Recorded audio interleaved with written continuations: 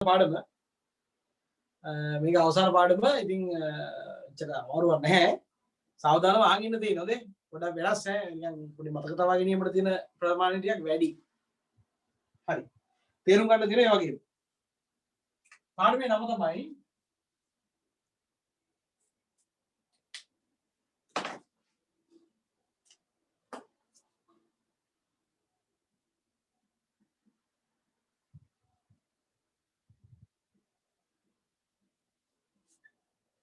පදාර්ථය හා විකිරණය.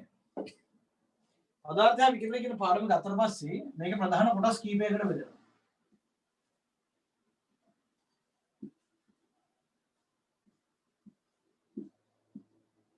පෘෂ්ඨ වස්තු විකිරණය. ඊළඟට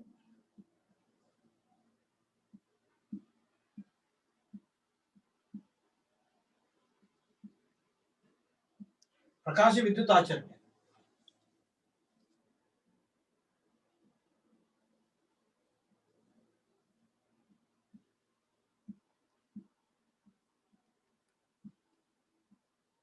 तरंग अंशु द्वैतය wave particle duality ඊට පස්සේ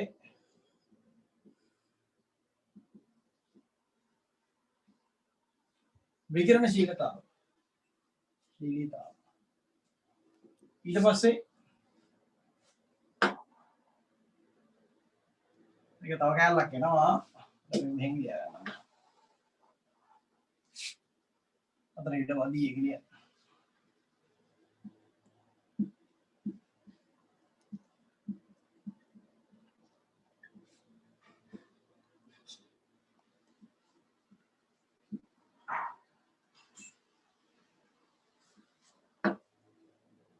විකිරණශීලතාව ඊට පස්සේ න්‍යෂ්ටික ශක්තිය ඊට පස්සේ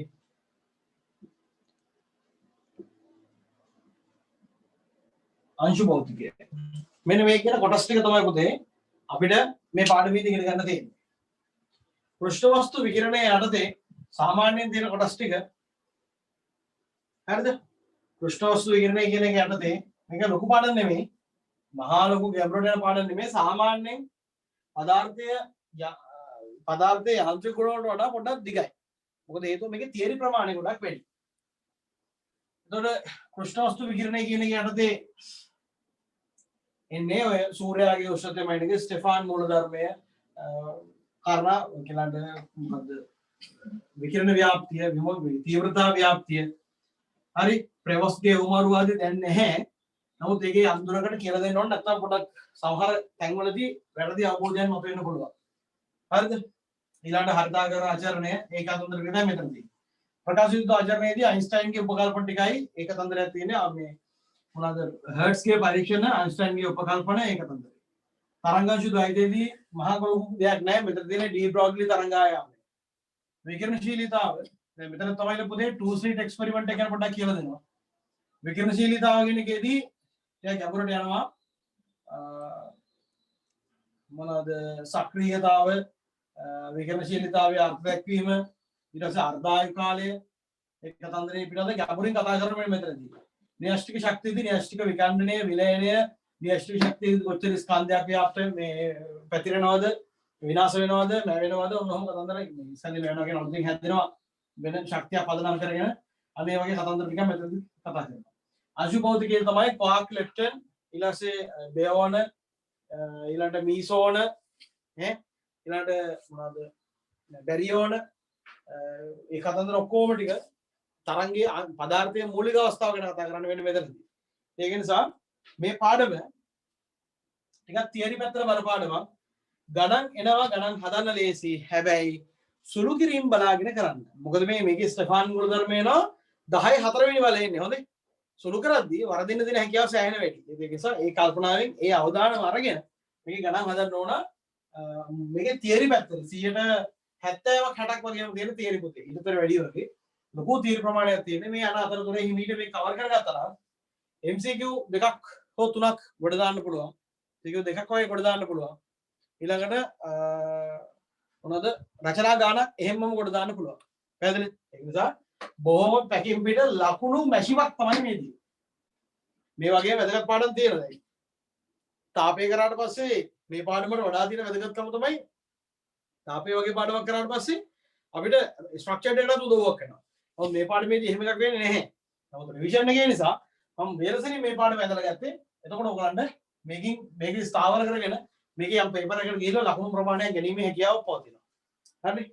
රයිට්. තකලා ඔන්න ඔය ටික දාගන්න. මේ මූලික වෙන වචනය තමයි පුතේ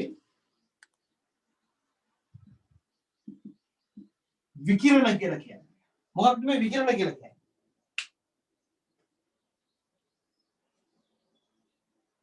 කැම්පස් එකේ ඉන්න කාලෙත් මගේ මේ පරිශ්‍රණයක් තිබ්බා විකිරණය සම්බන්ධයෙන්.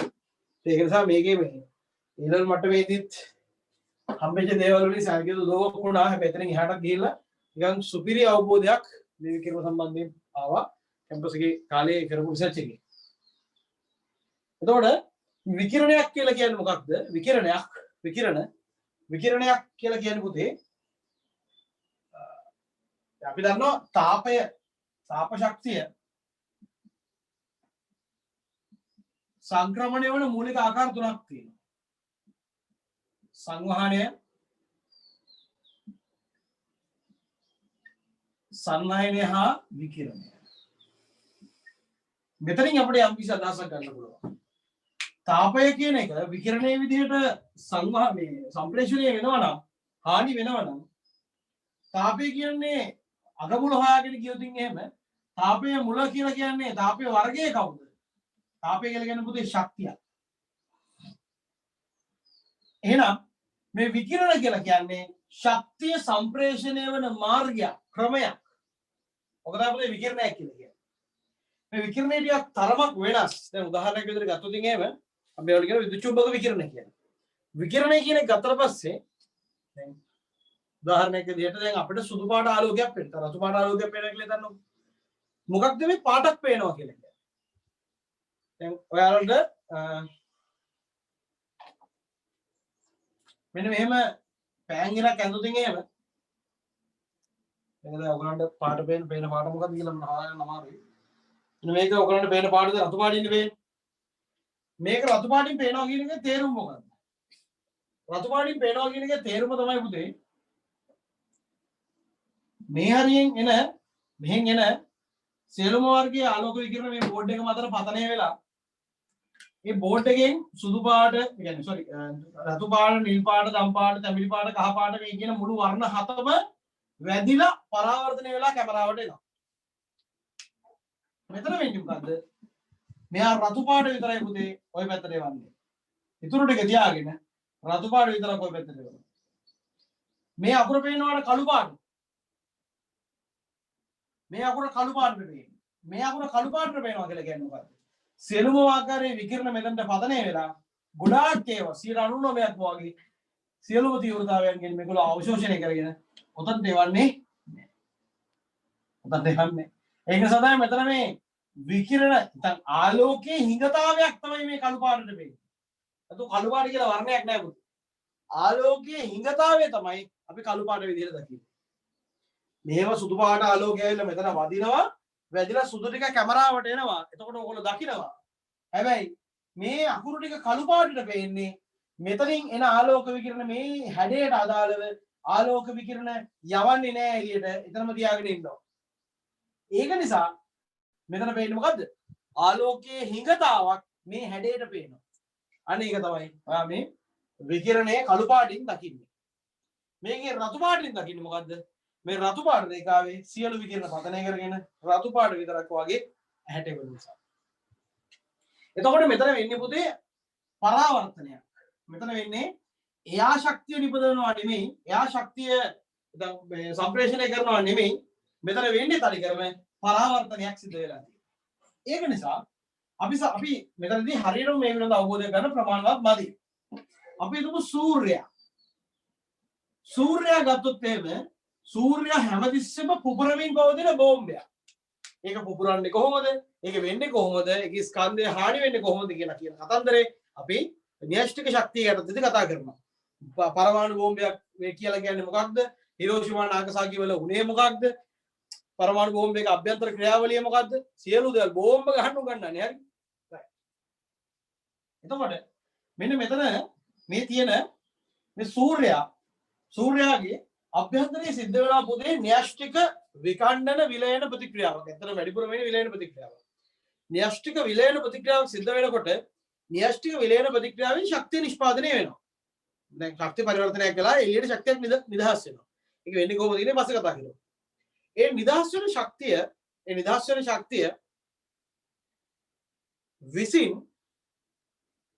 ශක්තිය විසින් සූර්යාගේ පවතින පරමාණු එහෙම නැත්නම් ඒ ස්කන්ධයන් කම්පණය කිරීම අනුව එයාගේ පවතින ආරෝපණ කම්පණය වීම අනුව ආරෝපණ ත්වරණයන්ට භාජනය වෙනවා. උදාහරණයක් විදිහට කිව්වොත් එහෙම පුංචි ළමයෙක්ට හොඳට කන්න බොන්න දීලා හොඳට පෝෂණය කරලා තියන් ඉන්නකොට ඒත් එක්කම ඔගේ සිද්ධ වෙන අනිත් කාරණේ මොකද්ද? දැඟලිල්ලක් එනවනේ.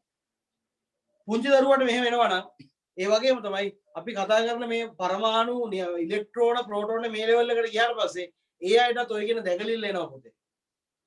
එතකොට මොකද වෙන්නේ? යම්කිසි පදාර්ථයකට අපි තාපය සපයනකොට හෝ න්‍යෂ්ටික ප්‍රතික්‍රියාවක් කරලා මොනවා හරි ක්‍රමයකින් ශක්තියක් සපයනකොට ඒ ශක්තියෙන් මේ පරමාණු වල මේ ආරෝපණ වල විශේෂයෙන්ම ආරෝපණ වල හොඳේ ඉලෙක්ට්‍රෝන ප්‍රෝටෝන වගේ ආරෝපණ වල මොකෝ වෙන්නේ? කම්පනයන් ඉහළ යන්න පටන් ගන්නවා. ඒගොල්ලෝ වැඩිපුර හෙල්ලෙන්න පටන් ගන්නවා. ඒගොල්ලෝ වැඩිපුර හෙල්ලෙනකොට එයාලා වැඩිපුර මෙහෙම හෙල්ලෙනකොට එයාලගේ විසින් ඇති කරලා තියෙන චුම්බක විද්‍යුත් ක්ෂේත්‍ර පොඩ වෙනස් වෙන්න පටන් ගන්නවා. උදාහරණයක් විදිහට මම ආරෝපණයක් කියලා මම මෙහෙම ඉන්නකොට මගේ අවට තියෙන විද්‍යුත් ක්ෂේත්‍රය නියතයි. මම පොඩක් එහෙම මෙහෙම හෙල්ලෙන්න දඟලන්න පටන් ගත්තොත් මේ අවට තියෙන ඔක්කොම විද්‍යුත් ක්ෂේත්‍රය එහෙමම මේ හෙල්ලෙන්න පටන් ගන්නවා. එතකොට මේ සරල උදාහරණයකට දාන්න මාව මෙහෙම තියලා ලනු කැරලි බර ගානකින් මාව බැඳලා තියෙන්නේ කියලා. එතකොට මම මෙහෙම ඉන්නවා නම් මම හෙල්ලෙන්නේ නැතුව ඉන්නවා නම් ලනු එකක්වත් හෙල්ලෙන්නේ නැහැ. මම මෙහෙම හෙල්ලෙන්නේ මෙහෙ චලන වෙන්න පටන් ගත්තොත් අර හැම තැනකම තියෙන හැම ලණුවක්ම ඔක්කොම එකපාර චලනය වෙන්න පටන් ගන්නවා නේද? ආන් ඒ වගේ යම්කිසි ආරෝපණයක් කොහෙද දැනග තියේදී එයා හෙල්ලෙන්න පටන් ගන්නකොට එයා විසින් ඇති කරලා තියෙන චුම්බක ක්ෂේත්‍රය විද්‍යුත් ක්ෂේත්‍රය සම්පූර්ණයෙන්ම චලනය වීමකට එහෙම නැත්නම් කැඩීමකට එහෙම ඒ කියන්නේ වෙනස් වීමකට වාජනය වෙනවා. ඒ වෙනස් වීමත් එක්කම අනිත් පැත්තට චුම්බක ක්ෂේත්‍රයක් ජනනය වෙනවා. මොකද නිදහසේ පවතින ආරෝපණයකින් ඇති වෙන්නේ කවුද? විද්‍යුත් ක්ෂේත්‍රයක්. චලනය වන ආරෝපණයකින් ඇති වෙන්නේ කවුද? චුම්බක ක්ෂේත්‍රයක්. දැන් මොකද වෙන්නේ? මේගොල්ලෝ චලනය විතරක් නෙමෙයි පුතේ. මේගොල්ලෝ කම්පණය වෙනකොට ආරෝපණය ත්වරණය වෙනවා. ආරෝපණය ත්වරණය වෙනකොට මොකෝ වෙන්නේ? අර විද්‍යුත් හා චුම්බක ක්ෂේත්‍ර දෙකම එකට එකතු වෙලා ඒගොල්ලෝ ලම්බකව මේ කම්පණය වීමකට වාජනය වෙලා එතනින් නිෂ්පාදනය වෙනවා විද්‍යුත් චුම්බක විකිරණය. නිදහසේ පවතින මේ ආරෝපණයකින් මොකක්ද වෙන්නේ? නිශ්චලව පවතින ආරෝපණයකින් විද්‍යුත් ක්ෂේත්‍රයක්. චලනය වන ආරෝපණයකින් චුම්බක ක්ෂේත්‍රයක්. ත්වරණය වන ආරෝපණයක් කියලා කියන්නේ යාගේ ප්‍රවේගය මොහොතින් මොහොත වෙනස් වෙනවා. ඒ මොහොතින් මොහොත වෙනස් වෙනකොට එයා විසින් ඇති කරන්නේ මොකද්ද? අර විද්‍යුත් ක්ෂේත්‍ර කම්පණය කරලා ඒ නිදහසේ පවතින විද්‍යුත් හා චුම්බක ක්ෂේත්‍ර එකට එක ගැටීමට සලස්වනවා. ගැටීමට සලස්වපු ගමන් මොකෝ වෙන්නේ? විද්‍යුත් චුම්බක තරංගයක් විදිහට අපිට ඒක දැర్శණය වෙනවා. එහෙනම් අපිට ඒක දැනෙනවා. අපේ ඇහැට පේන්නේ මුළු විද්‍යුත් චුම්බක වර්ණාවලියෙම කවද දෘශ්‍ය පරාසය විතරයි. රන් තැඹිලි කඩන කොල්ලන් නිල් ලිබ්බෙක් දකි. If you are posh people, what you are called? මොකද? ඒ කියන්නේ විබ්ජෝර් කියලා අපි එක posh people කියනවා. සාමාන්‍ය ගොඩේ people කොහොමද කියන්නේ? රන් තැඹිලි කඩන කොල්ලා නිල් ලිබ්බෙක් දකි කියලා අපි සාමාන්‍යයෙන් ඒක හඳුන්වනවා. ඒක රතු තැඹිලි කහ කොළ නිල් දම් ඉන්ඩිගෝ කියන මූලික වර්ණ හත තමයි අපි ඇහැට පේන්නේ. අපි ඇහැට පෙවුනට උන් සෙට් එක ඇහැට පේන්නේ නැති තව ජොකියෝ සෙට් එකක් ඉන්නවා. ගුවන් විදුලි තරංග, රේඩියෝ තරංග, ශුද්ධ තරංග, මයික්‍රෝ තරංග, IR ඊට පස්සේ UV, X ගාමා අන්තරීක්ෂ. ඔය කියන සෙට් එකම තව එක එක ආකාරයේ විද්‍යුත් චුම්බක තරංග ඉන්නවා. ඉතින් මේ සියලුම ආකාරයේ විද්‍යුත් චුම්බක තරංග වෙන්නේ මොකද්ද? ශක්තියක් යම්කිසි ආරෝපණයකට ලැබුණාට පස්සේ ඒ ආරෝපණය කම්පණය වෙන්න පටන් ගන්නවා. එයා සරල අනුවර්තී චලිතයක යෙදෙන්න පටන් ගන්නවා. එයා සරල අනුවර්තී චලිතයක යෙදෙනවා කියලා කියන්නේ එයා නිතර ත්වරණය වෙනවා. නිතර ත්වරණය වෙනවා.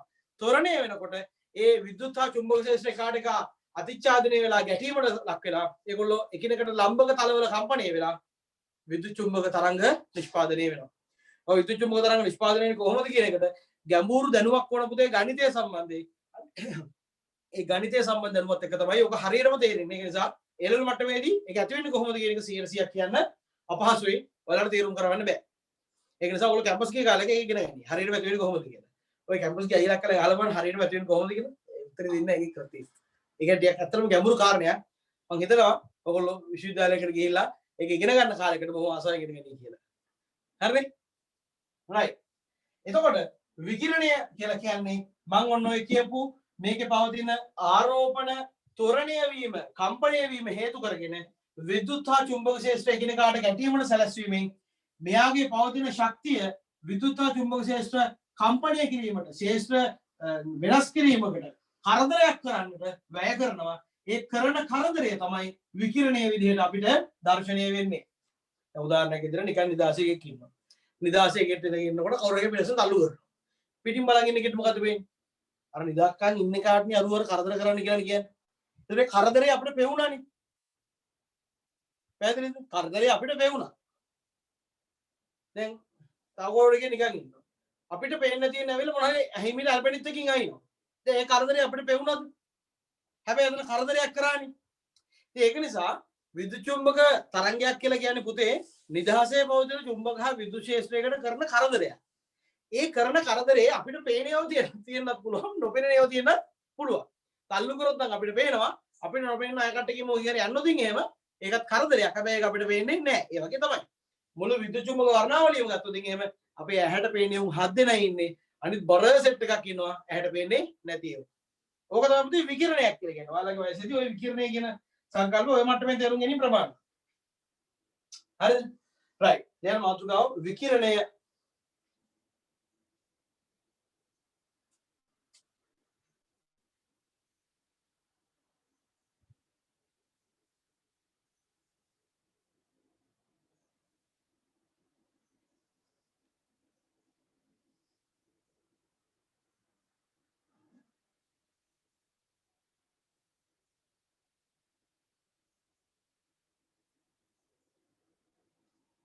තමයි විනාඩියක් ඉන්න පොඩි චූටි හදිසියක් විනාඩියක් ඉන්න.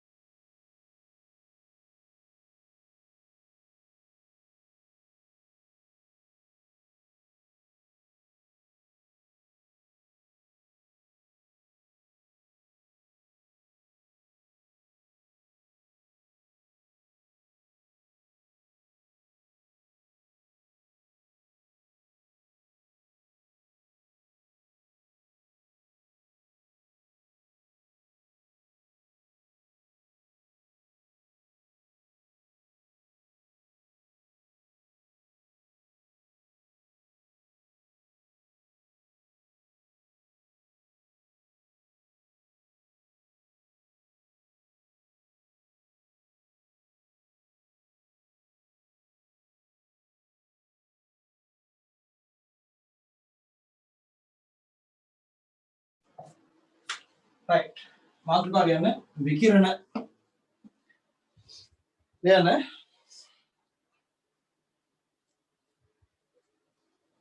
පදාර්ථයක පවතින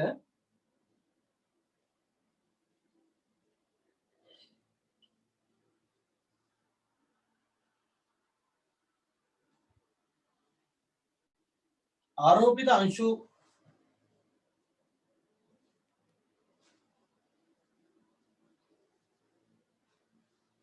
ත්වරණය වීම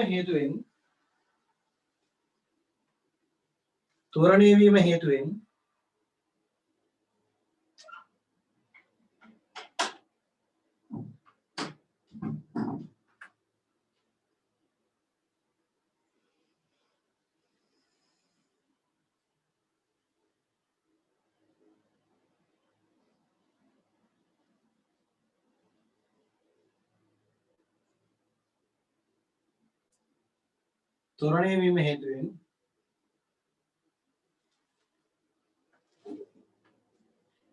විකිරණ නිර්මාණය වීම සිදුවේ.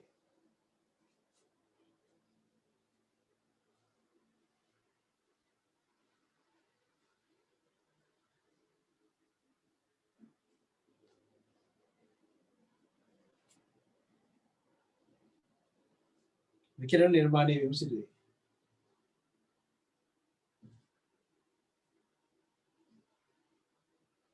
විකිරණ ළමයි විකිරණ නිර්මාණය වෙන සියලුම ආකාර දිහා බැලුවට පස්සේ පසු කාලීනව කොස්මික් කිරණ වගේ හොයාගන්නකොට කොස්මික් කිරණ කියලා කියන්නේ අධිවේගී නියුට්‍රෝන ධාරාව. ඒ කියන්නේ මේක අපි ඉගෙන ගන්න නිව්ටන් ෆිසික්ස් වගේ නෙමෙයි. හොඳේ මේ පාඩම තමයි ක්වොන්ටම් ෆිසික්ස් වලට මුල පුරන්නේ. ක්වොන්ටම් ෆිසික්ස් වලට මූලික පදනම සපයන්නේ මේ පාඩමේ. එතන මේ පාඩමේ තමයි කියලා අපි ඉගෙනගෙන ආපු නිව්ටෝනියානු භෞතික විද්‍යාව. නැත්නම් නිව්ටන් ෆිසික්ස් කියන එක යම් දුරකට නිකන් වෙනස් වීමකට භාජනය වෙලා නිකන් දැන් සාමාන්‍ය සයන්ස් වල අපි දන්න කාරණේ තමයි ඔව් නම් ඔව් නෑ නම් නෑ. ඔව් නම් ඔව් නෑ නම් නෑ. විද්‍යාව කියන එක පුතේ ද්විකෝටිකයි. හරිද? ද්විකෝටිකයි. ද්විකෝටිකයි කියලා කියන්නේ ඇත නැත විතරයි තියෙන්නේ. ඔව් නෑ. හරිද? නමුත් පුතේ මේ නිව්ටන් ෆිසික්ස් වල දෙන කාරණේ තමයි ඒවල ඔක්කොගෙම ඇත නැත විතරයි තියෙන්නේ. දැන් ප්‍රවේගයක් තියෙනවා නම් තියෙනවා නැත්නම් නැහැ. ඔය වෙනවා. නමුත් විද්‍යාවේ ටිකක් ඔය නිව්ටන් ෆිසික්ස් කඩාගෙන පොඩ්ඩක් ඇවිල්ලා අතුරට යනකොට තමයි ඔන්න ඊළඟ මේ ක්වොන්ටම් ෆිසික්ස් කියන එක පටන් ගන්නෙ. මේ ක්වොන්ටම් ෆිසික්ස් වල දෙන කාරණේ තමයි මේක පුතේ ද්විකෝටිකත්වයෙන් පොඩ්ඩක් එහාට යනවා. ඒ කියන්නේ ඇත නැත විතරක් නෙමෙයි. නිකන් ඇත්තෙත් නෑ නැත්තෙත් නැති ලෙවල් එකට යනවා. හරිද? සාමාන්‍යයෙන් අපි දන්න පෙරදිග විද්‍යාවන් ගත්තොත් දැන් ඔය බුද්දිසම් ඒ විශේෂයෙන් බුද්දිසම් ඊළඟට ජෛනයන්ගේ නම් ඊටත් වැඩිය කෝටික තියෙනවා. ඒ වගේ වෙන වෙන පෙරදිග දර්ශනවල තියෙනවා ඇත නැත ඇත්තේද නැත නැත්තේද නැත කියලා. එතන ඇත නැත ඇත්තේද නැත නැත්තේද නැත කියලා තවත් කෑලි දෙකක් අපිට පාත් වෙනවා. දැන් උදාහරණයක් වශයෙන් ගත්තොත් එහෙම ඔයාලට දැන් අවුරුදු මෙතන ඉන්න ළමයින්ට බහුතරයකට 99%කටම අවුරුදු දැන් 20යිනේ. දැන් කෑ ගහන්න එපා 19 කියලා. 20ක් තියනවානේ 20 නාකින්නේ දැන්. හරිද? ටීන් එක ඉවරනේ දැන්. ටීන් එක එකෙක් දෙකෙක් ඉන්න දැන් මේ වෙලාවේ. එතකොට ඔයගොල්ලන්ට 20යි. ඔයගොල්ලෝ ඉපදිච්ච දවසේ අර පොඩියට ආපු එක නේ දැන් 20 දැන් මේ පත්තලා තියෙන්නේ. ඉපදිච්ච දවසේ හිටපු එක්කෙනා තමයි දැන් 20ට පත් වෙලා තියෙන්නේ. එතකොට දැන් ඉපදිච්ච දවසේ හිටපු එක්කෙනා නෙමෙයිද මෙතන ඉන්නේ? නෑ. උතර වෙන එකෙක්ද මෙතන ඉන්නේ? ඒත් නෑ. ඌ තමයි මෙතන ඇවිල්ලා තියෙන්නේ. ඒ වගේ සාමාන්‍ය ලෝක විග්‍රහ කරන්න ගියාට පස්සේ විවිධ මොකද මේක කියන්න හේතුව නැත්තම් ඔයාලට මෙතෙක් ඕගොල්ලෝ දන්න විද්‍යාවත් එක්ක මේක පැටලෙනවා මේ පාඩම. මේක සමහර දේවල් විග්‍රහ කරගන්න ගියාම මල කරදරයක් බඩපත් වෙනවා. ඒක නිසා මම මේ පැහැදිලි කිරීම කරන්නේ. දැන් පුංචි දවසේ පිටිච්ච දවසේ හිටපු එක නෙමෙයි දැන් ඉන්නේ. ඌ පොඩ වෙනස්ලා තමයි මෙතන ඇවිල්ලා ඉන්නේ. හරිද? තේරුණාද? ඒතර පුංචි දවසේ හිටපු එක මෙතන ඉන්නේ නෑ. ඒතර පුංචි දවසේ එක්කෙනා නෙමෙයි වෙන එක්කෙනාද මෙතන ඉන්නේ? ඒත් නෑ. ඒකට උත්තරයක් දෙන්න බැරි ප්‍රශ්නයක්. ඒක නිසා මෙතන පිළිගන්න විතර පරිණාමයක් තියෙනවා කියලා. පරිණාමයක් තමයි මෙතන සිද්ධ වෙලා තියෙන්නේ. ඒ වගේ සාමාන්‍ය ජීවිතයේ දේවල් විග්‍රහ කරගෙන ගියාට පස්සේ ඇත නැත කියන උත්තර දෙකකින් විතරක් උත්තර දෙන්න බෑ. ඇත්තේද නැත නැතද නැති කියලා තවත් කෝටික දෙකක් එනවා. ඒක නිසා තමයි ඔය අපි දන්න අපේකම කියලා කියන්නේ සිංහල බෞද්ධ නම් කියලා කියන්නේ. අන්නේ බෞද්ධ දර්ශනය ඇතුළේ තියෙනවා ඒක ද්විකෝටික නෙමෙයි චතුස්කෝටිකයි. ඒ කියන්නේ හතරක් තියෙනවා. හතරක් තියෙනවා. ජෛනයන්ගේ පැත්තට ගියොත් එහෙම ජෛන දර්ශනයට ගියොත් එහෙම ඒක සප්ත කෝටිකයි. කෝටික හතක් තියෙනවා. ඔන්න දන්නේ නැහැ මොනවද කියලා. තව ඊට අමතරව තව තුනක් තියෙනවා. ඒ වගේ සප්ත කෝටිකයි හතක් තියෙනවා. ඉතින් අපිට එච්චර ඒවා ජෛන දර්ශනය කියන එක පට්ට ගැඹුරු දර්ශනයක් ඈ. හරි. එතකොට ඔන්න දැන් මෙතනට එනවා මේ චතුස්කෝටික ද්විකෝටිකේ ගැටුම මේ පාඩමේදී දැන් ඔයගලන්ට පොඩ්ඩක් මතුවෙන්න පටන් ගන්නවා. අපි දන්නවා පුතේ X කිරණ ගැමා කිරණ ඊළඟට විසිබල් දෘශ්‍ය වර්ණාවලිය IR ඕන දැන් ඔය යට තියෙන සෙට් එකම ගත්තොත් ඉතින් එහෙම ඒවා ඔක්කොම විග්‍රහ කරන්න පුළුවන් ත්වරණය වන ආරෝපණ කියලා. ත්වරණය වන ආරෝපණ නිසා ඇතිවන විකිරණ කියලා අපිට උන් සෙට් එකම එක බෑග් එකකට දාලා කියන්න පුළුවන්. ඔන්න ඔතන දෙනවා පොඩි අප්සෙට් ජොකි. ඒ කවුද? අන්තරීක්ෂ කිරණ. ඔන්න දැන් තමයි ටොපිය පටන් ගන්නේ. ඔන්න දැන් තමයි ගැටලුව පටන් ගන්නේ. අන්තරීක්ෂ කිරණ කියලා කියන්නේ පුතේ ඇත්ත වශයෙන්ම අධිවේගී නියුට්‍රෝන ධාරාවක්. පුතේ නියුට්‍රෝන කියලා කියන්නේ උදාසීන කෙනෙක්. දැන් මොකද කියන්නේ? ඔන්න වැඩි පටන් ගත්තා. ඔන්න අවුල. නියුට්‍රෝන කියලා කියන්නේ උදාසීන කෙනෙක්. එතකොට අපිට මේක විග්‍රහ කරන්න ගියාට පස්සේ අපිට කියන්න බෑ ආරෝපණ නිසාමයි මේගොල්ලෝ ඇති වෙන්නේ කියලා. අපිට ඕන දැන් මේක ඇතුළට කියලා නියුට්‍රෝන හැදිලා තියෙන්නේ මේ ක්වාක් වලින් ක්වාක් වල ආරෝපණයක් තියෙනවා කියලා එහෙම සංකල්පයකට එන්න පුළුවන්. ඒත් ඉතින් අනාගතේ වෙනස් වෙන්න පුළුවන්. ඉතින් එතකොට ඒක නිසා මේක තව ටිකක් ගැඹුරට යනවා. මතක තියාගන්න. ඇත්ත වශයෙන්ම කියනවා නම් මෙතන මෙන්න මේ ටික විග්‍රහ කරන්න අපිට ඕන වෙනවා තරංග අංශු ද්වෛතය කියන කොටස. එතනදී මම කියලා දෙන්නම් මේ අන්තරීක්ෂ කිරණ කියන එක නා නියුට්‍රෝන ධාරාවක් කියලා ඒක අපි තරංගයක් විකිරණයක් විදිහට සලකන්නේ ඇයි කියලා කියන කතන්දරේ. පුතේ වේගෙන් ගමන් කරනවා නම් මට පුළුවන් නම් සුපර්මෑන් වගේ වේගෙන් ගමන් කරන්න මාත් තරංගයක්. ඔයාට පුළුවන් නම් ෆ්ලෑෂ් වගේ වේගෙන් ගමන් කරන්න ඔයත් තරංගයක්. තරංගයක් වීමට වැදගත් වෙන අපේ වේගය. අපි වේගවත් වෙන්න අපිට පුළුවන් තරංගාකාරයට නැඹුරු වෙන්න. ඒකට වැදගත් වෙන අපේ ගම්මිතාව. අපේ ගම්මිතාව වැඩි වෙන්න තරමට අපේ තරංග ආයාම එන්න කොට වෙලා අපි තරංග ආකාරයකට නැඹුරු වෙන්න පටන් ගන්නවා. අපි ඉලෙක්ට්‍රෝනයක් තනියෙන් ගැන කියලා හැකියලා බැලුවොත් එහෙම අපිට පේන්නේ ඉලෙක්ට්‍රෝනය කියලා කියන්නේ මේ අංශුවක්. ඉලෙක්ට්‍රෝනය කියලා කියන ටීප් බෝලයක් වගේ අංශුවක්. චූටි ටීප් බෝලයක් වගේ. හැබැයි ඉලෙක්ට්‍රෝනය දුරින් ඉඳන් බලන් ඉඳලා ඉලෙක්ට්‍රෝන ධාරාවක් වේගවත් සිදුරක් ඇතුලෙන් යවුවොත් එහෙම ඒක හැසිරෙන්නේ තරංග විවර්තන රටාවම වල තරංගයක් විදිහට. ඒක නිසා තරංග අංශු ද්වෛතය කියන concept එක එනවා. තරංග අංශු ද්වෛතයේදී කතා කරන්නේ මොකද්ද? පදාර්ථයේට තරංගමය හැසිරීමකුත් තියෙනවා අංශුමය හැසිරීමකුත් තියෙනවා කියන. ඒක නිසා මෙතනදී විකිරණ හඳුන්වනකොට ආරෝපණ විතරක් ගන්න බැහැ අපිට. මේ වගේ ඒකෙන් අපගමනය වෙච්ච අවස්ථාවක් තියෙනවා. තාම ඒව සොයාගන්න අවධිය සොයාගැනීම ඇතුලේ තියෙන කාරණා. ඒක නිසා මතක තියාගන්න විකිරණයක් කියන එක හඳුන්වනකොට පහසුම දේ තමයි මාධ්‍යයක් තුල නැත්නම් අවකාශ කියන්නේ මොකද්ද ප්‍රභවයක ඉඳන් මාධ්‍යයකින් තොරව ශක්තිය සම්ප්‍රේෂණය කළ හැකි ක්‍රමයට තමයි අපි විකිරණයක් කියලා කියන්නේ. එහෙම කියන එක ගොඩ ඇඟට සනීපයි. පැහැදිලිද? එතන වාක්‍ය දුන්නානේ මම ත්වරණය වන ආරෝපණ මගින් විකිරණ ජනනය වේ කියලා. හරිනේ? ලියන්න.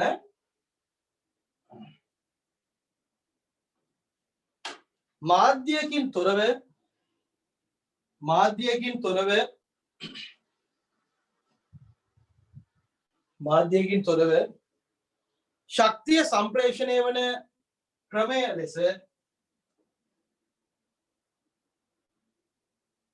විකිරණ හැඳින්විය හැකිය.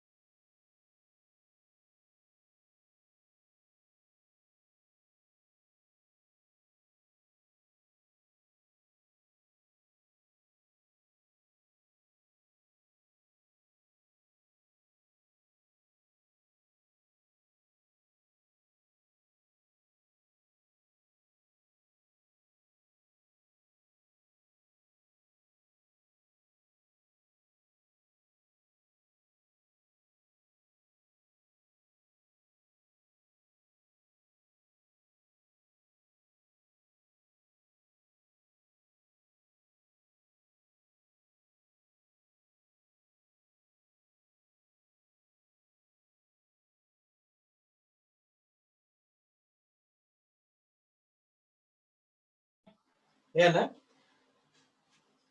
මාධ්‍යකින් තොරව ශක්ති සම්ප්‍රේෂණය වන මාර්ගයක් ලෙස ක්‍රමයක් ලෙස විකිරණ හැඳින්විය හැකියි. හොඳයි පුතේ. එතකොට මේක තමයි විකිරණයක මූලික ස්වરૂපය. එතකොට විකිරණයකට මාධ්‍යයක් ඕනේ නැහැ. විකිරණයක් අපේ ඇඟට වැදුනද නැද්ද කියලා අපි දන්නේ නැහැ. හැම විකිරණයක්ම නෙවෙයි සමහර විකිරණ. ආලෝකය නම් අපේ ඇඟට වැදුනොත් අපි අඳුරනවා. පැහැදිලිද? ඒ වගේ විකිරණ ශ්‍රේණියකට අපි හඳුන්වනවා මේ හදලා ගන්නවා එක දිගට විකිරණ ශ්‍රේණියකට දැනට හොයාගෙන තියෙන විකිරණ විද්‍යුත් චුම්බක විකිරණ සියල්ලම අන්තර්ගත වන විදිහට අපි හදාගත්තු ශ්‍රේණියක් තියෙනවා. ඒ ශ්‍රේණියට අපි කියනවා විද්‍යුත් චුම්බක වර්ණාවලිය කියලා. මාතෘකාව ලියන්න. විද්‍යුත් චුම්බක වර්ණාවලිය.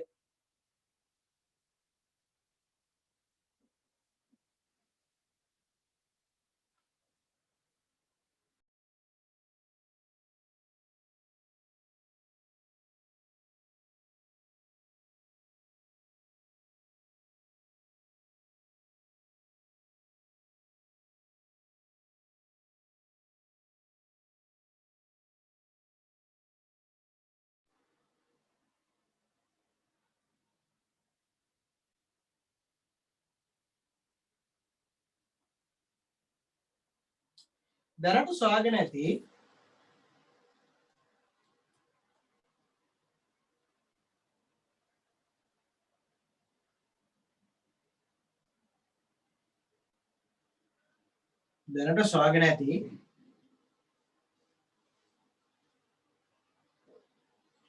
විද්‍යුත් චුම්බක විකිරණ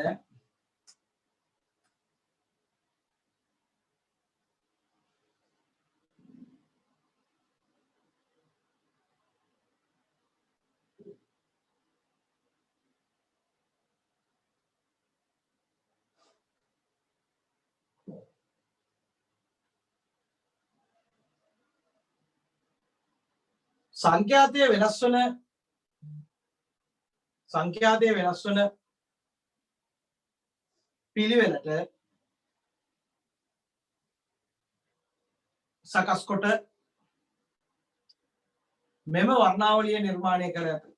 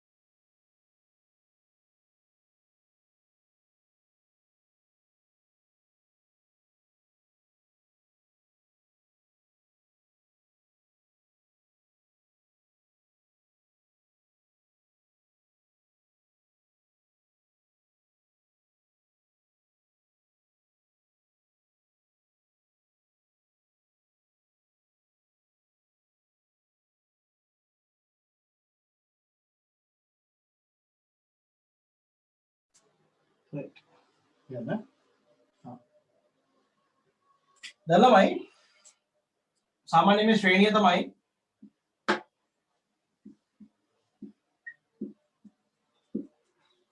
රේඩියෝ විකිරණ. මම මේ බොහොම රෆ්ලි කියන්නේ ඊළඟට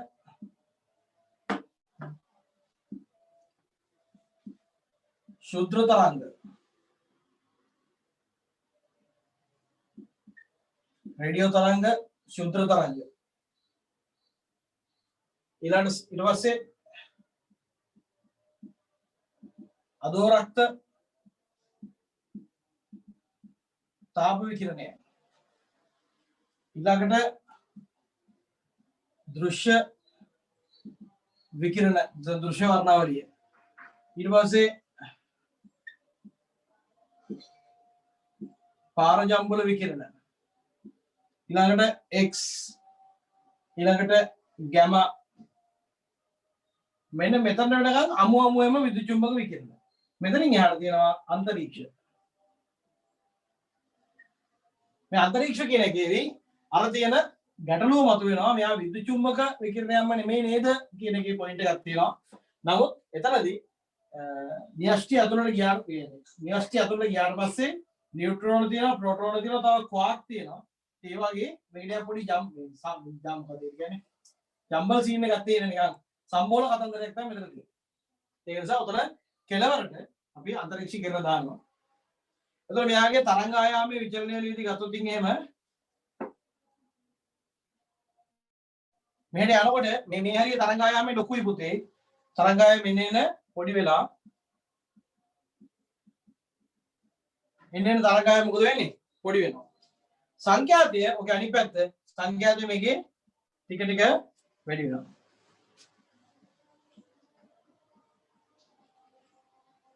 සංඛ්‍යාතය එන්න වැඩි වෙනවා. පැහැදිලිද? මේක තමයි විද්‍යුත් චුම්බක වර්ණාවලියේ තියෙන දල චිත්‍රය. එතකොට මේක මතක තබා ගැනීම මේ පිළිවෙල මතක තබා ගැනීම අවශ්‍යයි. රේඩියෝ තරංග, ශුද්ධ තරංග, අදූරට්ට තාප විකිරණය, දෘශ්‍ය වර්ණාවලිය, පාරජම්බුල විකිරණය, x ගැමා අන්තරීක්ෂය. එතකොට මෙතන තියෙන්නේ රතු එතන තියෙන්නේ රතු තැඹිලි කඩවල ඉල්ලිබ්බේ දකි. මේකේ බ්ලූ. එදිනද? මේ දාර දෙක තමයි මෙහෙම තියෙන්නේ. ඕගොල්ලෝ කොහේ හරි තරකදී අදෝරක්ත තාප විකිරණේ රතු පාටින් දැක්කනම් ඕගොල්ලෝ දැකලා තියෙන පොතේ අදෝරක්ත තාප විකිරණේ විතරක් නෙමෙයි එහා පැත්තේ අල්ල පාටේ තියෙන රතුත් ඒකත් එක්ක ඇවිල්ලා තියෙනවා. ඕගොල්ලෝ කොහේ හරි තැනක පාරජම්බුල විකිරණේ නිල් පාටින් දැක්කනම් ඒ කියන්නේ පාරජම්බුල විකිරණේ විතරක් නෙමෙයි දැකලා තියෙන්නේ. මේ පැත්තේ අල්ල පාටේ මෙහෙට බැලපු නිල් පාටත් ඇවිල්ලා තියෙනවා. හදද්දී පොදුවේ නේ හැදෙන්නේ. හරිනේ? එතකොට මේ මෙතන තමයි පිළිවෙල තියෙන්නේ. මෙන්න මේ ටික විතරයි අපි ඇහැට පේන්නේ. මේ එකක්වත් අපි ඇහැට පේන්නේ නැහැ. මෙහෙට යන්න මොකද වෙන්නේ? ශක්තිය ක්‍රමයෙන් වැඩි වෙනවා. හරිනේ? හරි. ඔන්න උදාහරණයක් ගන්න.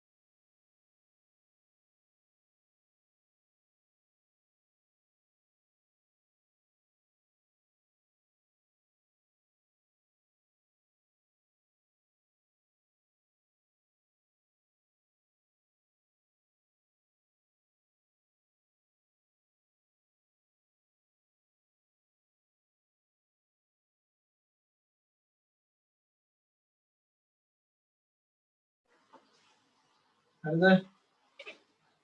right.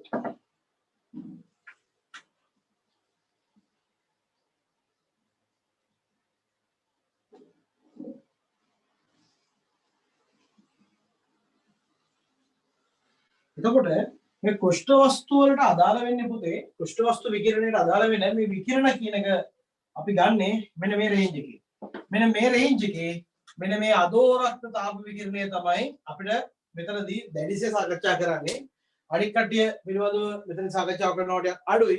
හැබැයි මේ අදෝරක්ත තාප විකිරණය කියන තමයි ලොකුවටම මෙතනදී කතා කරන්නේ. දැන් තව අදෝරක්ත එක්කනට තව උද්දලා තියාගන්න.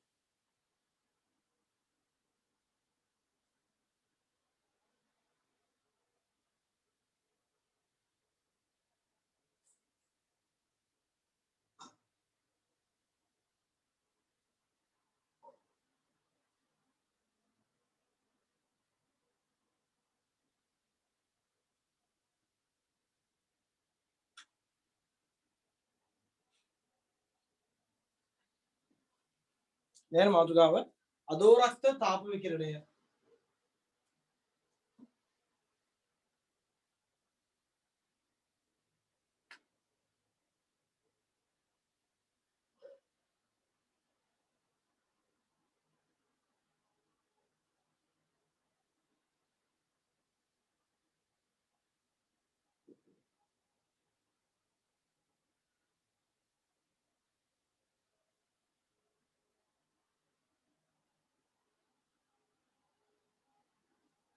අදෝරක්ත තාප විකිරණය.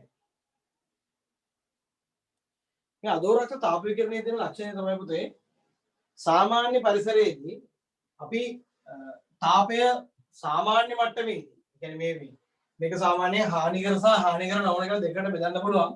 මෙතනින් එහාට හානිකරයි. මෙන්න මෙතනින් මෙහාට නෑ. හානිකර නොවේ. ඒ කියන්නේ හානිකර නොවන මට්ටමේදී අදෝරක්ත තාප විකිරණය කියලා කියන්නේ තාප ශක්තිය පරිවහනය කරන ප්‍රධාන මාධ්‍යය. ඒ කියන්නේ යම්කිසි වස්තුවක තාප ශක්තියක් තියෙනවා නම් අපේ මේ අපි හැන්ඩල් කරන අපි ගණදෙනු කරන මට්ටමේදී අනිවාර්යෙන් බඩු අදෝරක්ත තාප විකිරණය පිට වෙනව තමයි. පැහැදිලිද? උෂ්ණත්වයේ අණුව කියන්නේ පදාර්ථයේ උෂ්ණත්වය වැඩි වෙන්න මේ අදෝරක්ත තාප විකිරණ නිෂ්පාදනය වෙන ශීඝ්‍රතාවය වැඩි. විශේෂයෙන්ම කියන්නේ තාපයෙන් නිෂ්පාදනය වෙන තාප ශක්තිය නිසා නිෂ්පාදනය වෙන විකිරණ අතරේ අදෝරක්ත තාප විකිරණය තමයි මූලික වෙන්නේ. ඊට වැඩිය රත් කරොත් තමයි මේ දෘශ්‍ය විකිරණය එන්නේ. ඔහොම යන්නේ ඊට පස්සේ. ඒ කියන්නේ අපි සාමාන්‍යයෙන් ගත්තොත් අදෝරක්ත තාප විකිරණය යනද තමයි. අදෝරක්ත තාප විකිරණය කියලා කියන්නේ තාප ශක්තිය පදනම් කරගෙන මූලික වශයෙන් නිෂ්පාදනය වෙන විකිරණය. මේ ශුද්ධ තරංග රේඩියෝ තරංග කතා කරන්නේ වෙන වෙන මෙතඩ්ස් වලින් හදන්නේ. තාප ශක්තිය පදනම් කරගෙන වැඩි කරන්නේ මෙන්න මෙයා. මොනවා හරි වෙන විදිහකට ආරෝපණ තෝරණය කරලා තමයි මෙයාලා හදන්නේ. මෙන්න මේ අදෝරක්ත කට්ටිය හදන්නේ තාපය කියන එක නා පාවිච්චි කරලා කම්පන සංඛ්‍යාත කියලා දාලා තමයි මෙයා හදන්නේ. එහෙනම් යම් වස්තුවක අඩංගු වෙන තාප ශක්තියෙන්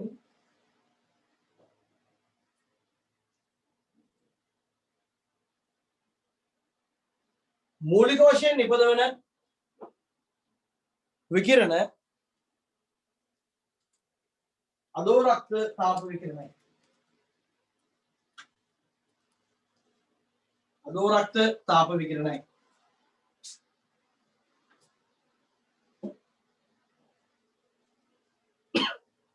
අදෝරක්ත තාප විකිරණයි.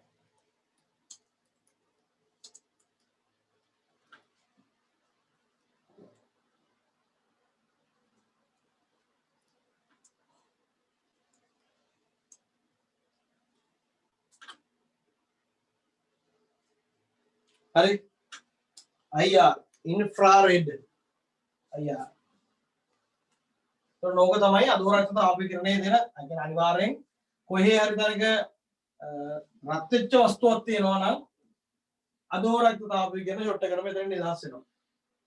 හරි අපි යකඩයක් ගමු. යකඩයක් අරගෙන නිකන් තිබ්බම මෙයාගේ තියෙන උෂ්ණත්වයට අදාළව අදෝරක්ත තාප විකිරණ එළියට පිටත් වෙනවා. හරිද? මෙයාව රත් කරනවා. මෙයාව රත් කරද්දි මොකෝ වෙන්නේ? ටික රතු පාට පැත්තට උරු වෙනවා. ඇයි දැන් මෙයාගේ තියෙන ශක්තිය අනුවනේ මේ විද්‍යුත් චුම්බක ක්ෂේත්‍ර කම්පණය කරලා ඉවරලා එළියට ශක්තිය දෙන්නේ. එතකොට ළමයි අදෝරක්ත තාපය කියන්නේ යම්කිසි x කියලා ශක්තියක් ඕන නම් මේ x ශක්තියට වඩා ශක්තියක් මෙයාට සපයනකොට රත් කිරීමකින් තාපය සැපීමකින් මෙයාට පුළුවන් රතු පාටට අදාළව මේ මාධ්‍ය කම්පණය කරලා මේ තියෙන ශේෂ්ත්‍ර කම්පණය කරලා එළියට රතු පාටට අදාළ විකිරණ පිට කරන්න. දැන් මෙයා IR නෙමෙයි නිකුත් කරන්නේ. කාවද? රතු පාට. එතන වැඩිපුර ශක්තියක් තියෙනවා. තවත් රත් කරනවා. තවත් රත් කරනකොට ඔන්න ටික ටික මේ රතු පාට රත් වෙලා තියෙන එකාව තැඹිලි පාට කහ පාට පැත්තට නැඹුරු වෙනවා. ඇයි ඒ? ඇයි අපි රතු තැඹිලි කහ කොළ නිල් දම් ඉන්ඩිගෝ රන් තැඹිලි කරනකොට රතු පාටේ ඉඳන් ටික ටික තැඹිලි කහ නිෂ්පාදනය වෙන්න පටන් ගන්නවා. දැන් ඊළඟට තවත් රත් කරද්දී කොළ පාට එනවා. හැබැයි ඔයගොල්ලෝ කල්පනා කරනවා දැන් අපි යකඩ කැල්ල රත් කරනකොට පොඩි අයකටක් එහෙම රත් කරනකොට එයාව කොළ පාටට පේන්නේ නැහැ නේ කියලා. මේක පුතේ කොළ පාට එනවා කියලා කියන්නේ ඉතුරු බඩුත් එනවා කියන එක. හොඳේ රතු පාට අනම්මනම් තැඹිලි පාට පොඩක් එනවා කියන්නේ. සාමාන්‍යයෙන් තැඹිලි පාට කහ පාට වගේ ආවට පස්සේ අනිත් වර්ණ එකකින් යට යනවා. ඒකත් යාගේ තීව්‍රතාවය වැඩි. එතකොට වෙන්නේ මොකද? ඕල්මෝස්ට් මුළු වර්ණාවලියම වගේ කියන්නේ මුළු දෘශ්‍ය වර්ණාවලියම වගේ නිෂ්පාදනය වෙලා තියෙන කොළ පාට එන කොළ පාට ඉතින් කොල්ලා නිල් ලිප්පෙක් දකින්න නිල් දම් ඉන්ඩිගෝ නේ තියෙන්නේ. නෑ නිල් ඉන්ඩිගෝ දම්නේ. එතකොට කොළ පාට එනවා කියලා කියන්නේ තව දම් පාටයි නිල් පාටයි ඉන්ඩිගෝ විතරයි එන්න තියෙන්නේ. එහෙනම් මොකද වෙන්නේ? කොළ පාට හරියට එනකොට මේක ටික ටික මෙයාගේ තීව්‍රතාවය වැඩි මුළු වර්ණ හතම වගේ නිෂ්පාදනය වෙන්න පටන් ගන්නවා. එතකොට අපිට ආව පේන්නේ සුදු පාටට. ඕක තමයි පුතේ කියන්නේ රක්ත තප්ත යකඩ කියලා කියන්නේ. යකඩය රත් කරද්දී මුලින්ම එන්නේ රක්ත තප්ත. ඒක රතු පාට වෙනකන් තමයි රත් කරන්නේ. ඊළඟට තියෙන කවද? ශ්වේත තප්ත. ශ්වේත තප්ත කියලා කියන්නේ මොකද්ද? සුදු පාටට පේනකන් රත් කරනවා. සුදු පාටට පේනකන් රත් කරනවා කියන්නේ මුළු වර්ණ හතම මේකින් එළියට පිටත් වෙනවා කියන්නේ. ඒක නිසා මෙයාව රත් කරනකොට IR නිකුත් වෙනවා. IR වල නිකුත් වීමකට වඩා වැඩිපුර රත් කරද්දී දෘශ්‍ය වර්ණ නිකුත් වෙන්න පටන් ගන්නවා. ඔයගලගේ ගෙදරට ඉස්සර දාලා තියපිච්ච ෆිලමන්ට් බල්බ් එක තියෙන්නේ. මේ ෆිලමන්ට් බල්බ් එක සාමාන්‍යයෙන් කහ පාටට හුරු එළියක් නෙපුතේ නිදහස් වෙන්නේ. ඒ කියන්නේ මෙයාට දෙන කරන්ට් එක නිසා මෙයාගේ තාපය උත්සර්ජනය වෙනවා. මෙයාගේ තාපය උත්සර්ජනය වෙලා මේකින් එළියට කහ පාටට අදාළ විකිරණය පිට කරනවා. ඒ කියන්නේ මේ ෆිලමන්ට් එක කහ පාටට රත් වෙනවා. ඒ කියන්නේ රක්ත තප්තයි ශ්වේත තප්තයි අතරට රත් වෙනවා. මේක රත් කරනවා. එහෙම තමයි ආලෝකය ලබා ගන්න. පැහැදිලිද? ඒක නිසා මේ IR අදෝරක්ත තාපීකරණය කියලා කියන්නේ සාමාන්‍ය මට්ටමේදී යාගේ තියෙන උෂ්ණත්වය අනුව පදාර්ථයකින් නිෂ්පාදනය වෙන පදාර්ථය මගින් නිෂ්පාදනය කරන විකිරණයකට අපි කියන මොකද IR කියලා. IR වලින් කරන්නේ අනේ කාරණේ. දැන් ඔයාලට පැහැදිලි ඇති. IR රතු පාට රත් වෙන්නේ කොහොමද? IR නිෂ්පාදනය වෙන්නේ කොහොමද කියන බඳ ඔක්කොම. සමහර සත්තුන්ට පුතේ අපි මේ දෘශ්‍ය වර්ණ පේන්නේ නැහැ. එයාලට පේන්නේ IR වගේ දේවල්. ඒක නිසා තමයි රාත්‍රියේදී ගමන් කරනකොට ඒගොල්ලෝ පහසුවෙන් ගමන් කරන්නේ. වවුල නම් යන්නේ සුපර්සොනික් මොකද? අල්ට්‍රාසොනික් මේ වේගයක් ගහලා. ඒ කියන්නේ අතිධ්වනි තරංගයක් ගහලා සාමාන්‍යයෙන් ඔය සර්පය වගේ එහෙම කියනවා සර්පයන්ට එහෙම IR පේනවා කියලා. ඔයගොල්ලන්ට IR කැමරාවකින් බැලුවා නම් එහෙම කොළ පාට රතු පාට එක එක පාටවල IR කැමරාවකින් කියලා කියන්නේ මනුෂ්‍යයාගෙන් නිකුත් වෙන ඇගේ උෂ්ණත්වයට අදාළව නිකුත් වෙන විකිරණ තමයි අර කැමරාවෙන් අල්ලන්නේ. ඒතර යාව අර විකිරණ විදියට තමයි පේන්න පටන් ගන්නේ. රයිට්? හොඳයි. එතකොට අපි දැන් තේරුම් ගන්න තියෙන්නේ වස්තුවක් රත් කරනකොට ඒකෙන් වටේට විකිරණ පිටත් වෙනවා කියලා. දැන් කෘෂ්ණ වස්තු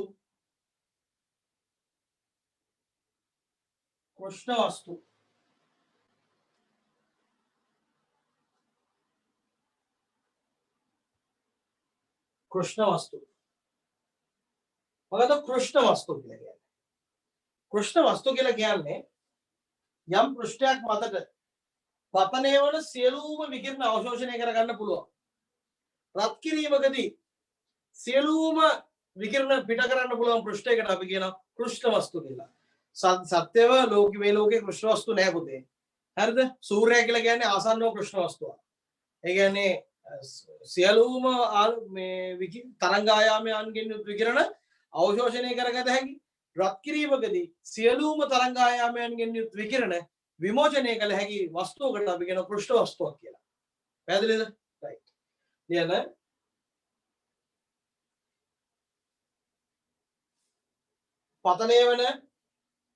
පතනය වන සියලුම විකිරණයන් සියලුම තරංග ආයාමයන් අදාළ සියලුම තරංග ආයාමයන්ට අදාළ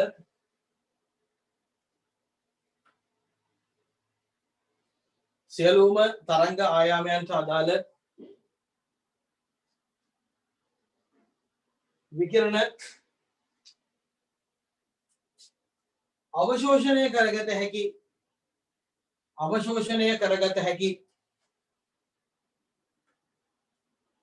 හෝ රත් කිරීමකදී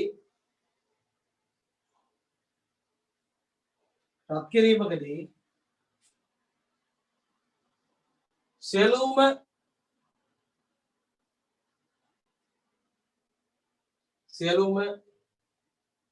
තරංග ආයාමයන්ට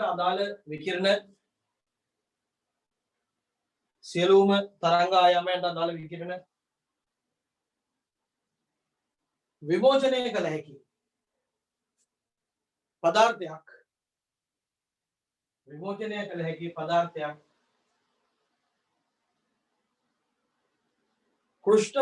කෘෂ්ණ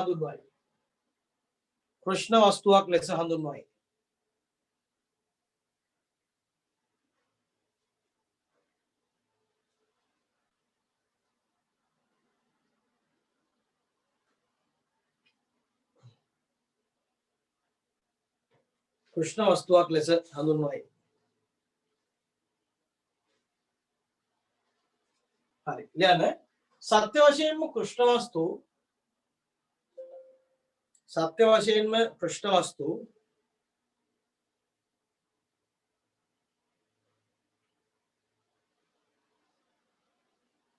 සොයාගත නොහැක.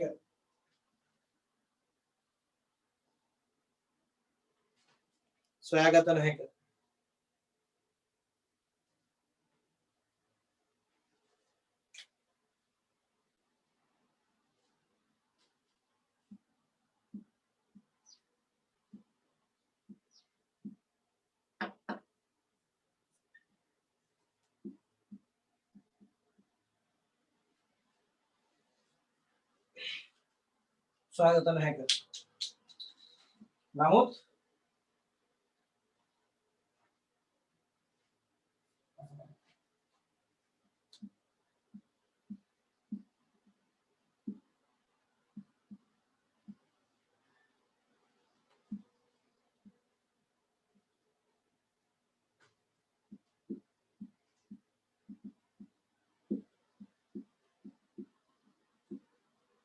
එන වේදික ලියන්න.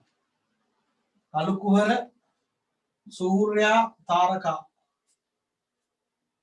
කළු කුහර පුතේ විකිරණ අවශෝෂණය පැත්තෙන් කෘෂ්ණ වස්තු විදියටත් සූර්යා තාරකා විකිරණ විමෝචනය පැත්තෙන් කෘෂ්ණ වස්තු විදියටත් අපි විශ්වාස කරනවා. කළු කුහර නම් අපි දැකලා ඉන්නේ සූර්යා තාරකා පේන්න තියෙනවනේ. මේගොල්ලෝ විශ්වාස කරනවා තාම 60 දැකලා නැහැ කවුරක්වත් ඈ.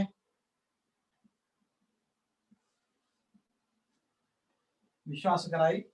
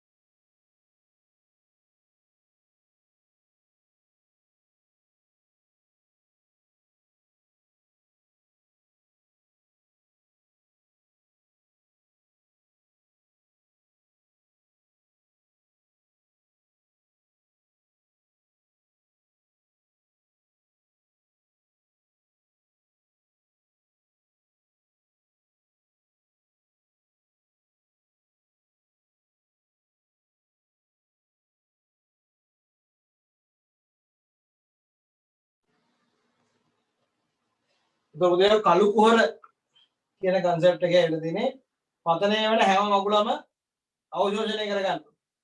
කොටින්ම කියනවා නම් කිසිම දෙයකට ආයි එන්න බෑ. තේරුණාද? කිසිම දෙයකට ආයි එන්න බෑ.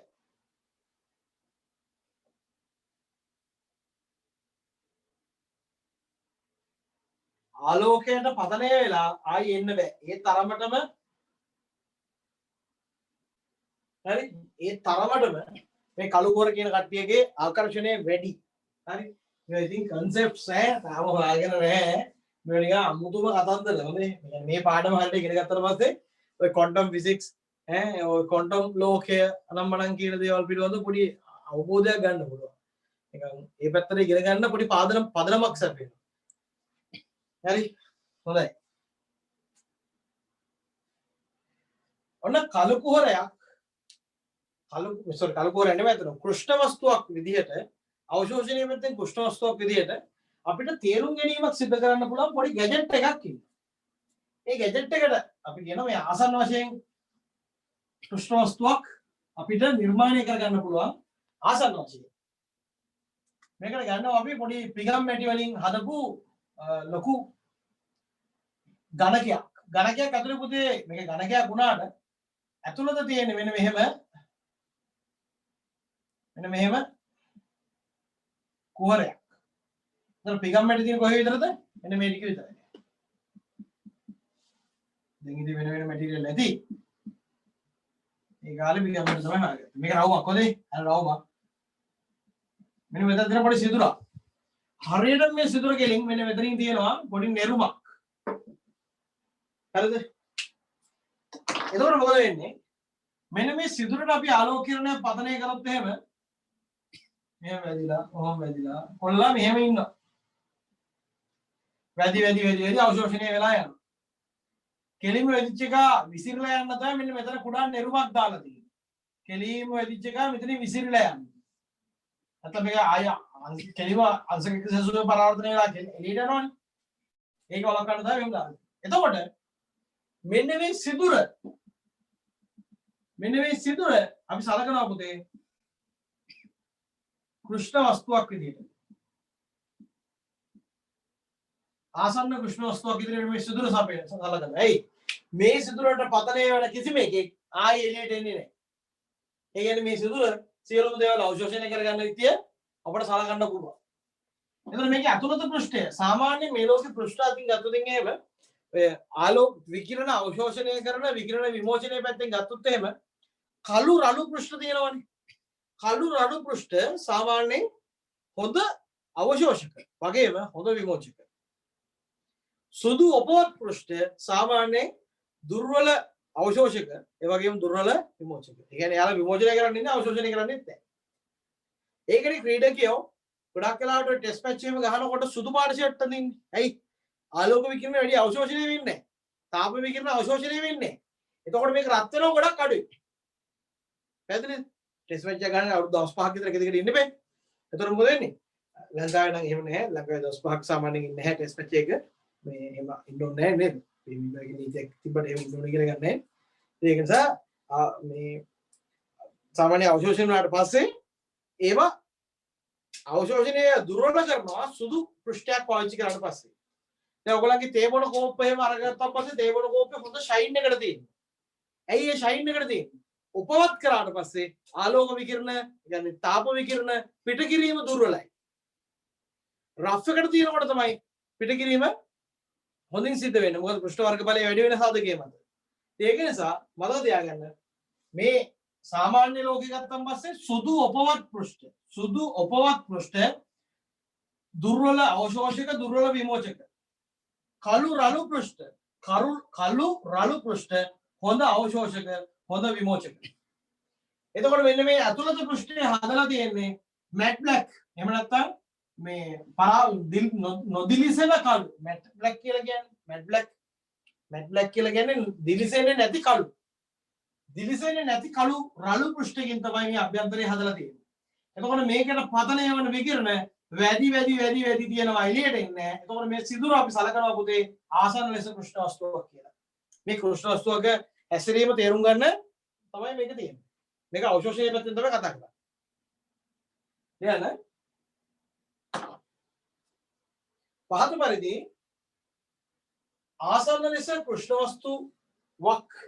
ආසන්න ලෙස කෘෂ්ණ වස්තුවක් ඉදිරිපත් කළ හැකියි.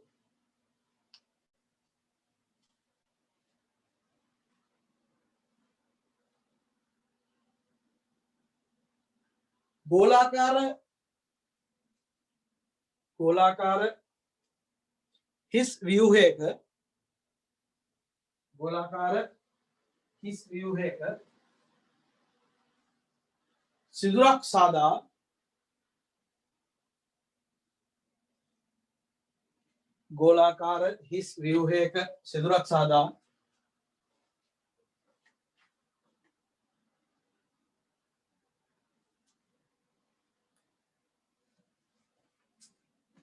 සිදුරක් සාදා ඒ අභ්‍යන්තර පෘෂ්ඨය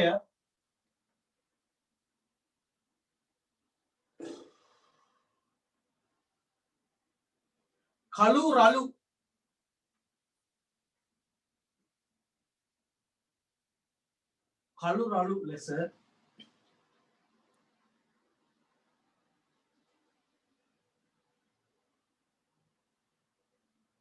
නිමවා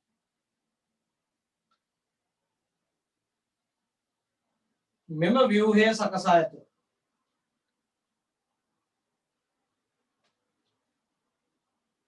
එවිට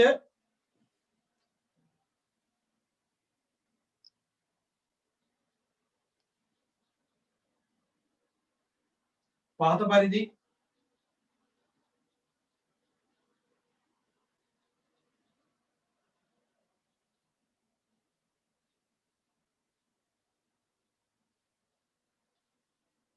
සිදුරට පතනය වන ඕනෑම විකිරණයක් නැවත එළියට නොයන ලෙස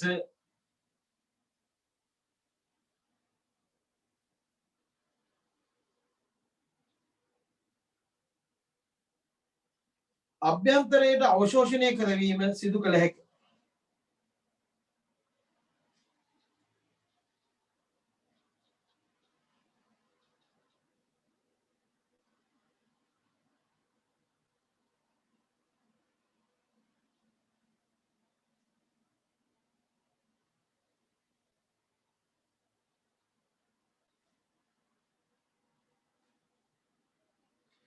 මේක අදගන්න පුතේ.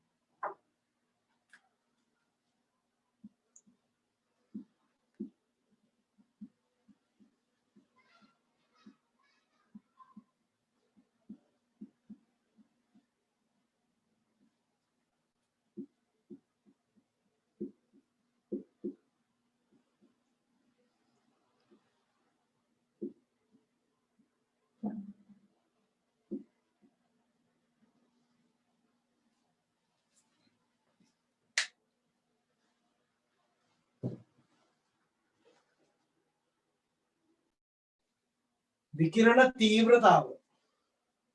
මොකද පුතේ විකිරණ තීව්‍රතාව කියලා කියන්නේ?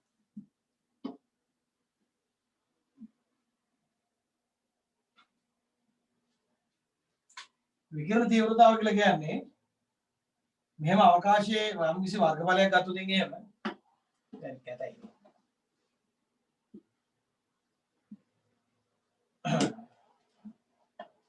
හරි කැතයි.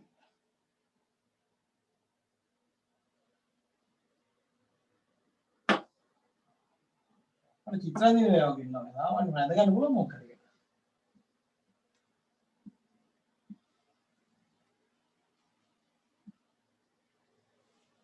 හරි. මොකද විකිරණ තීව්‍රතාව කියලා කියන්නේ අවකාශයේ ඒකක වර්ගඵලයක් හරහා ඒකක කාලයකදී ගමන් කරන විකිරණ ශක්තියට අපි කියනවා පුතේ විකිරණ තීව්‍රතාවය කියලා. හරිද? ඒතර විකිරණ තීව්‍රතාවය කියලා කියන්නේ E බෙදීම IT එන්නේ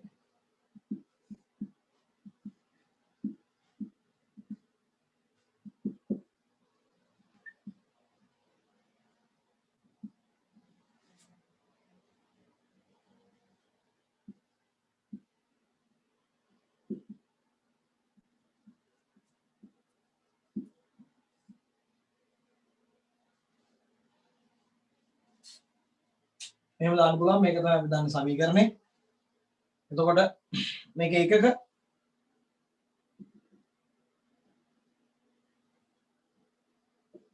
वर्ग मीटर वॉट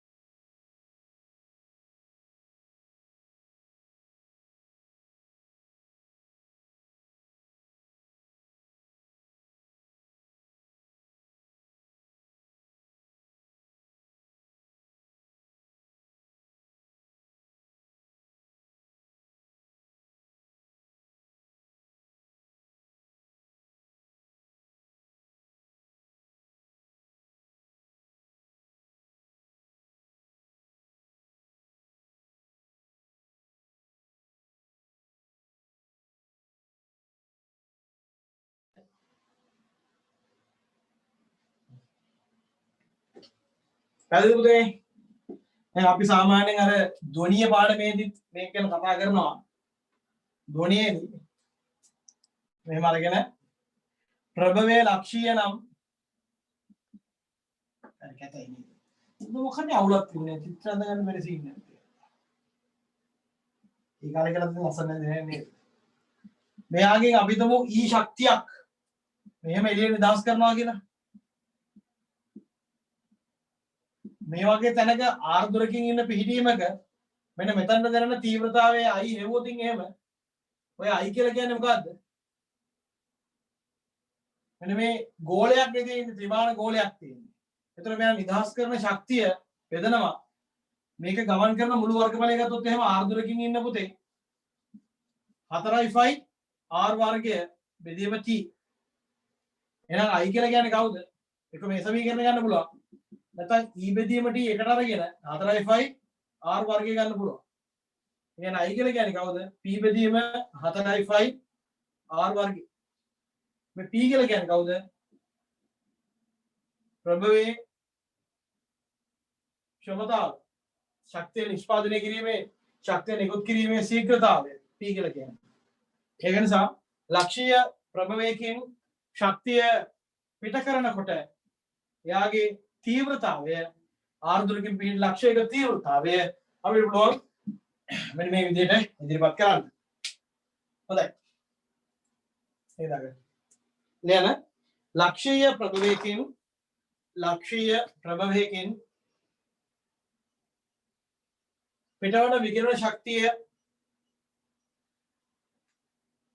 පිටවන විකිරණ ශක්තියට අදාළව පිටවන විකිරණ ශක්තියට අදාළව එහි සිට ආර්ද්‍රකින් පිහිටි ලක්ෂයක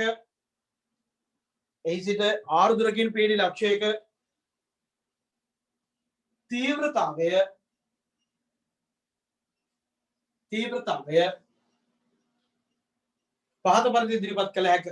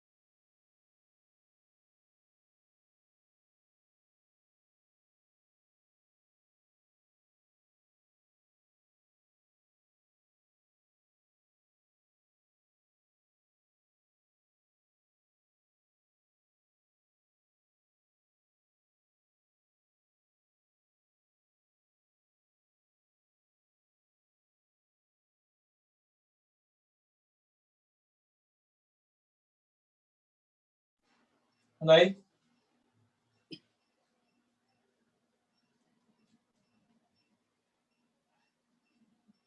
දැන් පුතේ මාතෘකාව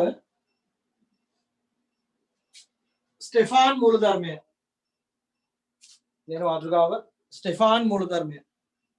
ස්ටෙෆාන් නියමය.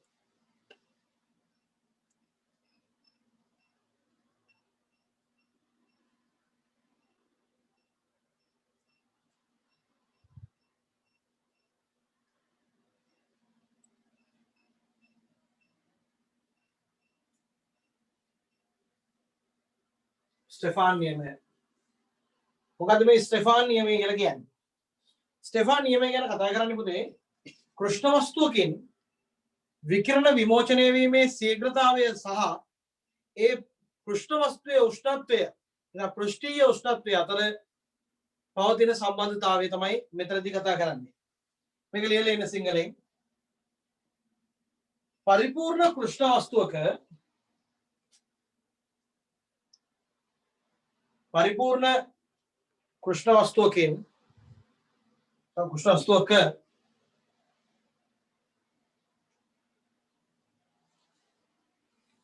एकक पृष्ठ वर्गफलයක් හරහා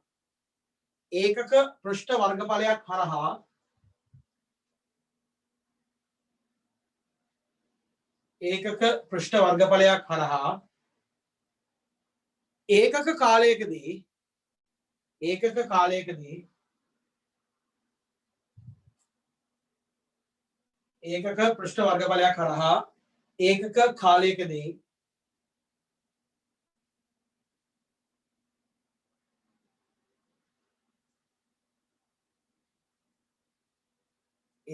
කාලයකදී විමෝචනය වන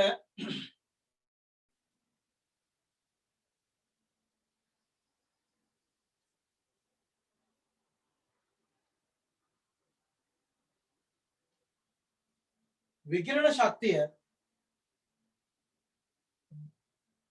विमोचने वाला विकिरण शक्तिय वस्तुए पृष्ठीय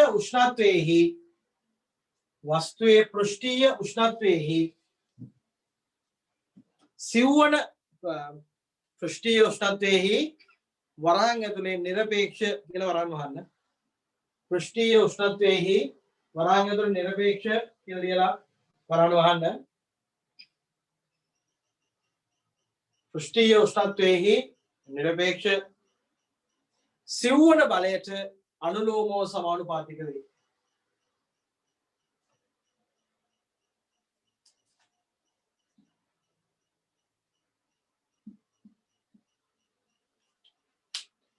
මෙහෙම කෘෂ්ණ වස්තුවක් ඉන්නවා නම් පුතේ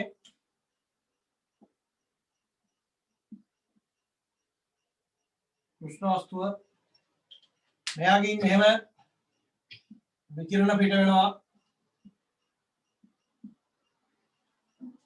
මේ විකිරණ පිට වෙන තීව්‍රතාවය බලන්න ඕකෙදි කියන්නේ මොකද්ද? වචනේ තිබ්බට ශක්තිය කියලා ඔය මොනවාද සිංහල වාක්‍යෙ තියෙන මොකද්ද? ඒකක වර්ගඵලයක් කරහා ඒකක කාලයකදී පිට වෙන ශක්තිය. ඒ කියන්නේ තීව්‍රතාවය. මේ I අනුලෝම සමානුපාතිකයිලු කාටද? මෙන්න මේ වස්තුවේ පෘෂ්ඨයේ පවතින නිරපේක්ෂ උෂ්ණත්වයේ 4 වෙන බලයට. එතකොට අපිට මෙතනින් තරගයක් ගේන්න පුළුවන්. I සමානයි මේ සමානුපාතික ලකුණ අයින් කරන්න සමානුපාතික නියතයක් දානවා. එතන දාන පුතේ සිග්මා T වල 4. මේ සිග්මා කියලා කියන්නේ ස්ටෙෆාන් නියතය ස්ටෙෆාන් නියතය. හරිද? ඔගේ අගය 5.67 වැඩි කිරීම 10 ඍණ 8යි. 5.67 වැඩි කිරීම 10 ඍණ 8යි.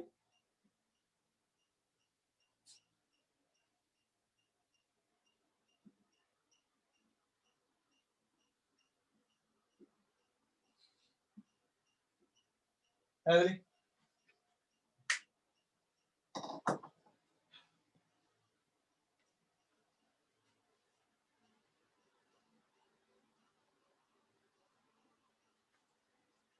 මේක දාගන්න ගන්න.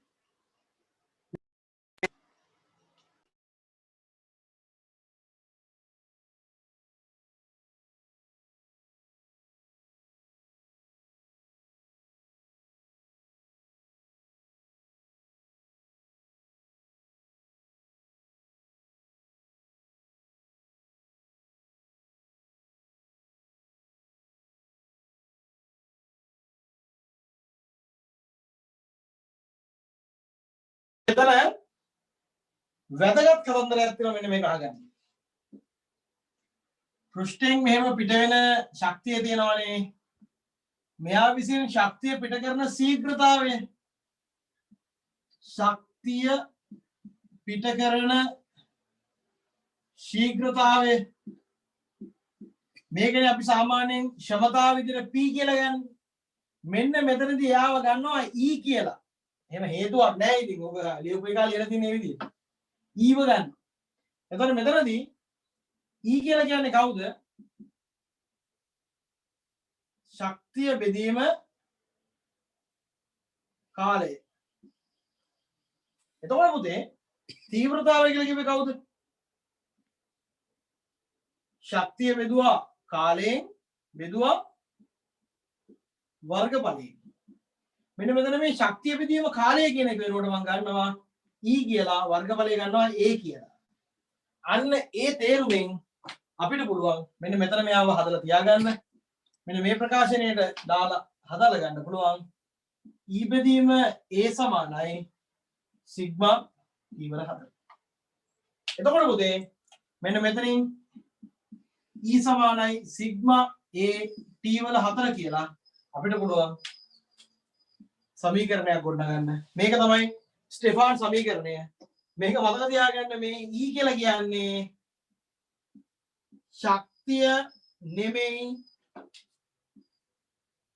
ශක්තිය පිට කිරීමේ ශීඝ්‍රතාව. හොඳට මතක තියාගන්න. හොඳේ. මොකද වැදගත්. හොඳාගන්න.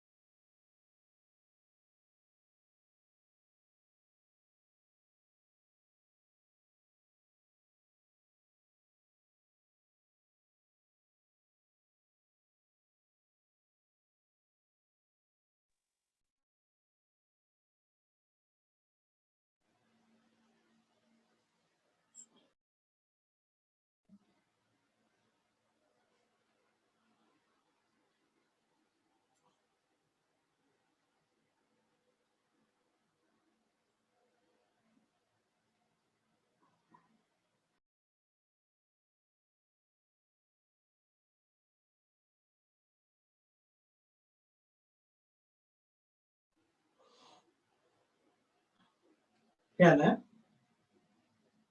පෘෂ්ඨ වස්තුවක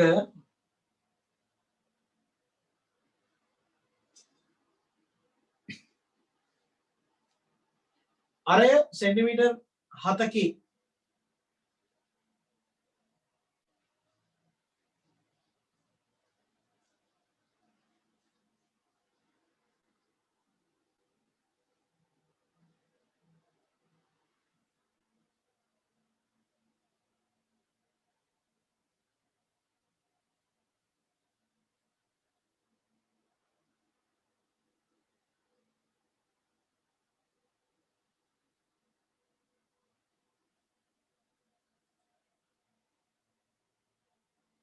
අරය සෙන්ටිමීටර් 7කි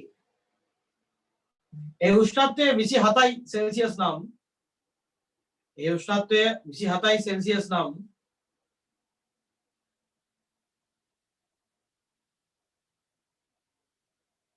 එය කෘෂ්ණ වස්තුවක් වන විට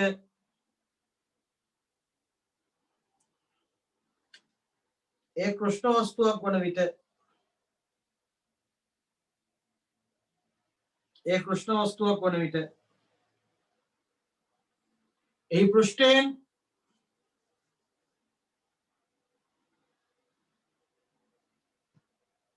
තප්පර 5ක් ඇතුළත පිටවන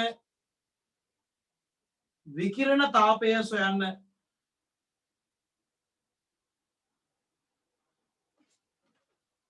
විකිරණ තාපය සොයන්න හොයන්න මතක් කරගන්න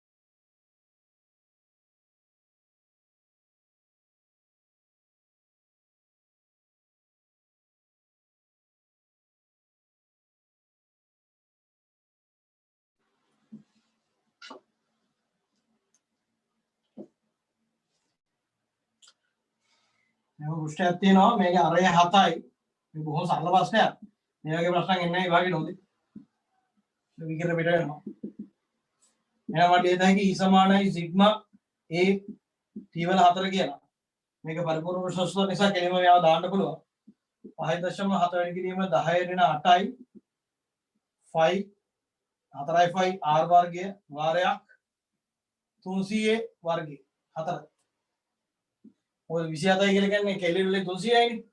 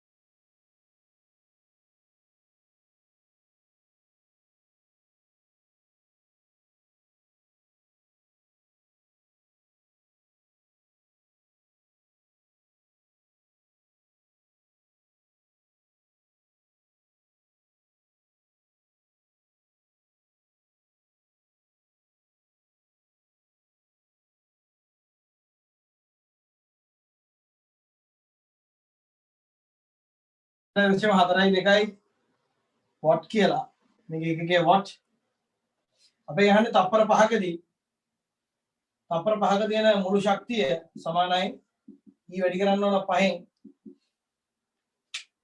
රෝ වැඩි කරන්න 5න් 142.14 142.1.4යි මෙන්න මේ E වල වෙනස තේරුම් ගන්න තමයි මම මේ කිව්වේ.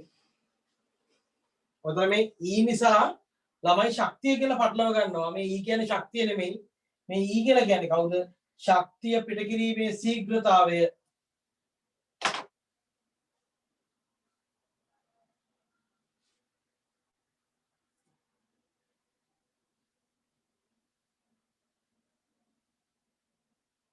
තරුදල් ලියන්න ළමයි. තරුදල් ලියන්න. කෘෂ්ණ වස්තු සඳහා වන ස්ටෙෆාන් මූලධර්මය කෘෂ්ණ වස්තු සඳහා වන ස්ටෙෆාන් මූලධර්මය විකිරණ විමෝචනයට පමණක් නොවේ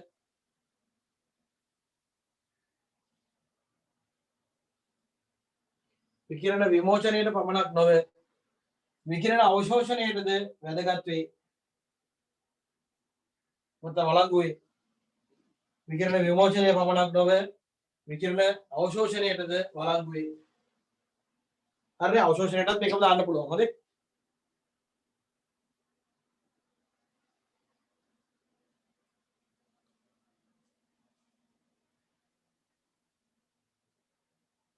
හරි.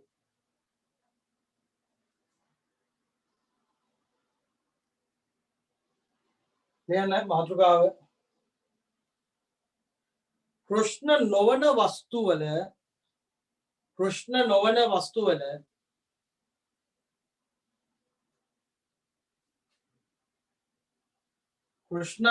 වස්තුවල විකිරණ විමෝචනය විකිරණය කෘෂ්ණ නොවන වස්තුවල විකිරණය